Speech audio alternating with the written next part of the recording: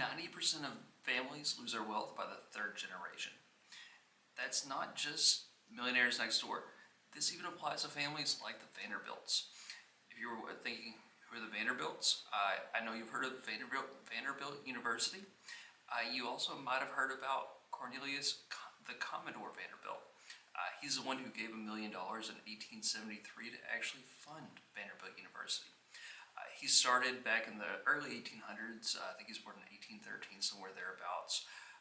Started with steamships, went from there to transportation in general. He built and bought and traded railroads.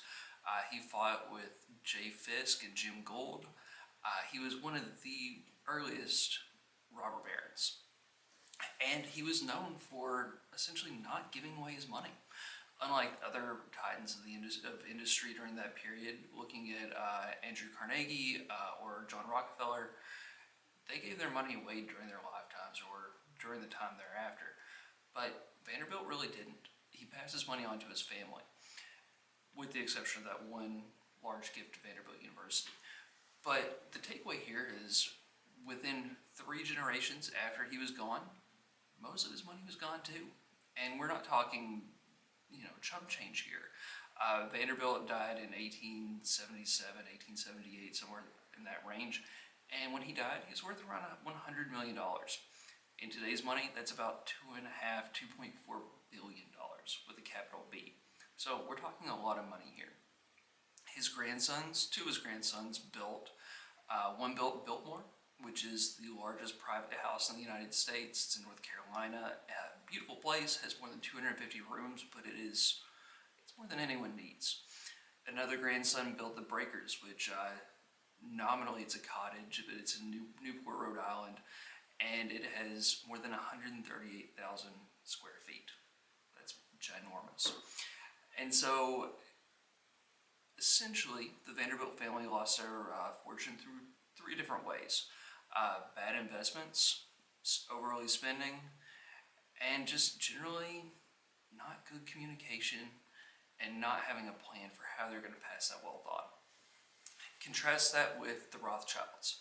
And I'm going to stay away from any particular conspiracy theories here and just talk about some of the big picture facts, because the big picture facts are the original Rothschild family came about in the mid to late 1700s when they originally rose to prominence through the progenitor, Mayer Amschel Rothschild. He had 5 sons. They were all bankers. They spread out through the capitals in Europe, and that's how they started their fortune. They leveraged information. They had a really great intelligence network that passed information from city to city and allowed them to buy bonds, sell bonds, provide loans, and they built a fortune through that. What's really impressive about the Rothschild family is that, almost 300 years later, they're still going. And despite all those generations, they've still found success. They've still passed on their wealth, and they're still a household name. If you're talking about the Vanderbilts, the only Vanderbilt you've probably heard of at this point is Anderson Cooper, who is Gloria Vanderbilt's son. And to his credit, he actually stated that he doesn't expect to have a trust fund. He doesn't have a trust fund as of now, and he doesn't expect to have much of an inheritance. And he even mentioned in an interview with Howard Stern in 2014 that he thinks inheritances just aren't really a great idea, at least at the monstrous trust fund level. So I do want to kind of give out a few ideas for how families can pass their wealth on. How do you be more of a Rothschild and less of a Vanderbilt? The first thing is to remember that wealth isn't only financial. Wealth is, yes, financial, but even more so it's the stories, it's the relationships, it's all those intangible things that are important to us. Times, talent, and treasures are what someone told me a long time ago. So all those shared memories and education and sense of purpose, frankly, they matter a lot more than what your portfolio, how many zeros or commas are in your portfolio. Next up is communication. we've all seen families that were split apart because of a lack of communication. Often, when a matriarch or patriarch passes away, depending on how the inheritance is split, part of the family feels jilted, they feel left out, they feel like something unfair happened. And one of the biggest ways to get around this is proper communication, because equal inheritances aren't always fair and equitable inheritances aren't always equal. So the biggest thing to do there is having proactive communication. So no matter what happens, everyone understands why, and you can get those feelings out ahead of time in a productive manner.